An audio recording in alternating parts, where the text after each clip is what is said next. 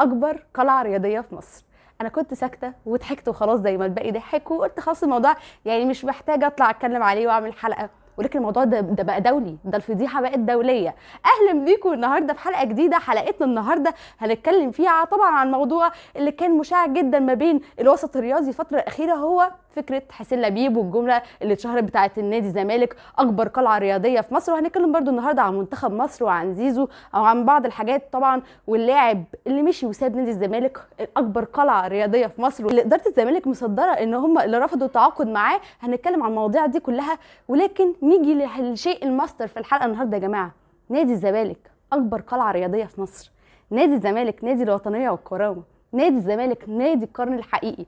كله كلام كلام كلام، تشوف افعال مفيش حد يقول لي ده انت ليكي عين، ده انتوا لسه خسرانين السوبر الافريقي. هقول لك النادي الكبير اللي يتقال عليه الكلام ده حقيقي هو النادي اللي الطبيعي بتاعه ان هو يكسب، مش الاستثناءات. مفيش فرقه هتفضل تكسب دايما. النادي الاهلي اكيد مش هيفضل يكسب دايما، ولكن في ان القاعده والمنطقي واللي بيحصل دايما ان هو يكسب. الاستثناءات ان هو بيخسر. الاستثناءات دي بقى اللي على الجهه الاخرى بتبقى فرحه وانتصار لنادي الزمالك، فانت الاستثناء عندك ان انت اللي تكسب، ولكن الطبيعي والمنطقي اللي انت قصاد النادي الاهلي بتخسر. مع كامل احترامي لكل جماهير الزمالك، وعلى فكره انا مع ان انت تفرح بالبطوله وتقول اللي انت عايزه طبعا في اطار الاحترام وتتكلم عادي جدا، ولكن الموضوع لما بيخرج بره العقلانيه وبره المنطقيه ممكن تضحك عليه، ولكن الموضوع لما يبتدي ينتشر ان الاعلام بدا يتداوله، لا احنا لازم نتكلم عليه. لان نادي اتلتيكو مدريد، اتلتيكو مدريد اكبر قلعه رياضيه في اسبانيا. نادي روما الايطالي، روما الايطالي هو اكبر قلعه رياضيه في ايطاليا. لما الموضوع يبتدي يبقى دولي، يعني احنا خلاص ما بقيناش محلي، الموضوع بدا يطلع بره. يعني احنا الموضوع ما بيننا في المنتخب كده لامينه مع بعض هنا في مصر، في افريقيا، على الوطن العربي، لكن لما الحاجات تتصدر لنا بره تبقى الحاجات دي طب ليه؟ طب ما تكسب وخلاص وقول الكلام اللي بيضحك خلاص ونضحك. ليه اشوف بوستات زي دي؟ لقيناها بوستات تفرز جدا. يعني تخيل ان انت تبقى ده منظرك قدام العالم بره، ان في نادي الفرق ما بينه هو والمفروض ان هو منافس معاه ان في ما بينهم منافسه، يعني 30 دوري، بيقول على نفسه اكبر قلعه رياضيه في مصر. طبعا حاجه بتموت من الضحك. في زملكاويه قالوا لك طالما الموضوع فارسهم يبقى احنا نعملها بشكل رسمي ونسجلها في التموين وكده. حد يقول لي بتهزري، اقول لك لا بجد، هي المفروض ان هي تتسجل في التموين، يعني ان هم يعملوا كده، فطالما فارستهم نعملها. انا بقى مش بيستفزني غير الكلام ده. انت عارف في ناس منهم حسين لبيب بيقولوا الكلام ده هم عارفين ان ده مش حقيقي، فانا ببقى خلاص ببقى بضحك على اللي هم بيقولوه، بس ببقى عارفه ان هو من جواه هو طبعا مش مقتنع بده، ولكن هو بيقولوا ايه ككلام شو، وان هو ايه يعمل لقطه لنفسه، بالذات ان في بعض جماهير او كتير من جماهير الزمالك ما كانتش بتحب حسين لبيب. تمام، فببقى اللي هو تمام.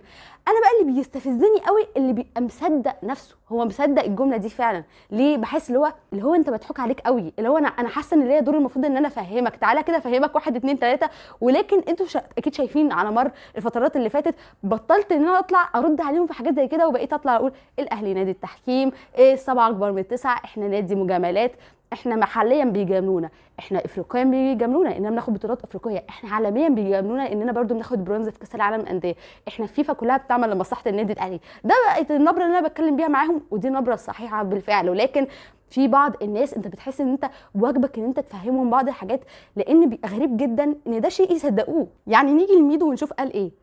جملة أكبر قلعة رياضية في مصر، حسين لبيب بيمارس ألعاب ذهنية على الأهلي بعد الفوز بالسوبر الإفريقي وقبل بداية السوبر المصري، وبحييه إنه بيتلاعب بعقول الأهلاوية.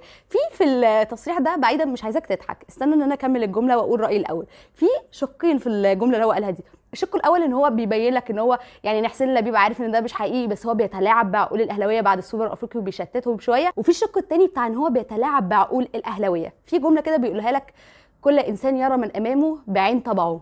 هو كزمالك عشان الحاجات دي بتاثر عليه جدا كزملكاويه، ان الاهلي يفضل يقول ويقول ويقول، لان هو واقع حقيقي ان الاهلي رقم واحد. فلما الاهلي بيقول ان هو رقم واحد، وهنتكلم عن الموضوع ده في حته 2005 اللي فازوا على الزمالك في 100 عقبه، فلما الاهلي بيقول رقم واحد دي بتحز في نفسيتهم قوي. ولكن ده مش مع الاهلي، لان كل اهلاوي عارف هو ايه وعارف الاهلي ايه، فاحنا عشان عارفين احنا ايه، فالكلام ده بالنسبه لنا بيضحكنا، مش بيتلعب بعقولنا، هو ده بيضحكنا. بالعكس ده ممكن ده يتولد عند اللعيبه بحته من الاستفزاز، ان هم يثبتوا نفسهم اكتر في بطوله السوبر الافريقي ويدخلوا بشكل اقوى. والتاريخ هو اللي شاهد على ده كله، ان اي نادي، اي رئيس نادي، اي لاعب حاول يعمل لقطه على الاهلي او على لعيبه الاهلي قبل المباراه بيبقى النتيجه ايه. نيجي بقى للكريزه بتاعت الفيديو النهارده.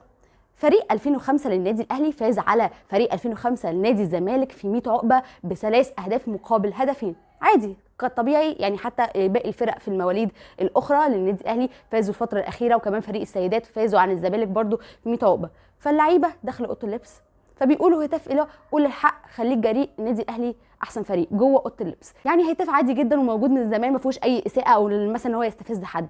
اذا باعضاء نادي الزمالك اول ما سمعوا الهتاف جاي من جوه الاوضه ايه ده وقاموا يزعقوا. واحد منهم طبعا مش هقول قال ايه، قال الفاظ خارجه كتير جدا للاسف. واحد بيحزن ان في اشخاص بيعملوا كده وكمان على حاجه تافهه زي كره القدم، تمام، بسبب كان هو يعني ذكر اسم الدين في الموضوع. المهم ان الراجل ده دخل في حاله من الجنون غير طبيعيه بتاعت اقفل الباب اقفل الباب. كل ما يقول الاهلي هم يقولوا الاهلي اقفل الباب بسرعه، تحس ان كان الاهلي عمل له مثلا تروما. الاهلي ده اللي هو مرض، اللي هو كل ما يسمعه اللي هو في حاجه كانه سمع اسم حد سايكو مثلا. طبعا انا متقبله ان الاهلي اكيد في روايه الزمالك حد سايكو، بس مش للدرجه دي. انت تحس كأن الاهلي ده مثلا يعني عامل جريمه في حق الراجل هو ذات نفسه، فانت ما بتبقاش فاهم ليه كل الكره ده. ولكن ده بيوريك الحقيقه. انا مثلا لو سمعت حد بيقول قول الحق خليك جريء الزمالك احسن فريق، عادي حد كسبان وبيفرح تمام مفيش مشكله، وانا كده كده عارف ان انا احسن فريق فمش هيفرق لي. ولكن هو من جواه عشان عارف ان دي حقيقه، وهو دلوقتي عايش في الانتعاشه بتاعت السوبر الافريقي، فدي بالنسبه له حاجه اللي هي جايه له على نفسيته جدا وبتفكره بحاجات كتير جدا. فاللي هو لا اسكت واقفل الباب. ولكن صراحه لقطه ما كانتش احسن حاجه بسبب ذكر الدين في الموضوع والسباب اللي حصل. يعني انا ما اعرفش ازاي في اشخاص ممكن يوصل بيهم الحال كده اساسا. نيجي تصريح اخر لسامي الشيشيني لاعب الزمالك السابق. زيزو زعل لما خرج وحقه يزعل لانه احسن من مرموش وتريزيجيه. لا تعليق. زيزو طبعا لعيب كبير ولاعيب محترم جدا، ولكن لا تعليق بالذات يعني مرموش وتريزيجيه. مرموش يعني انت اصلا اقف عند مرموش، مش لازم نكمل تريزيجيه مع ان ده مش حقيقي، بس انت تمسك مرموش كده ما بين قوسين اللي هو تمام. انا بقى ما بقاش عايزاهم يكسبوا عشان الحاجات دي يعني انا ما بقاش عايزاهم يكسبوا، مش فارق لي التحفيل، بضحك على اللي هم بيقولوه، مش فارق لي ان هم يفرحوا عادي، الجمهور بيفرح. ولكن بقى اللي هو عارف جنون العظمه اللي بيجي لك بعد الساعه 12 اللي هو الزمالك عادي اكبر قلعه رياضيه في مصر. انا شفت بوست البيج ان النادي الزمالك بتقول ان احنا نقدر نكسب ريال مدريد، كانوا فاكرين ان هم يلعبوا ماتش مع ريال مدريد يعني عشان فازوا بالسوبر الافريقي.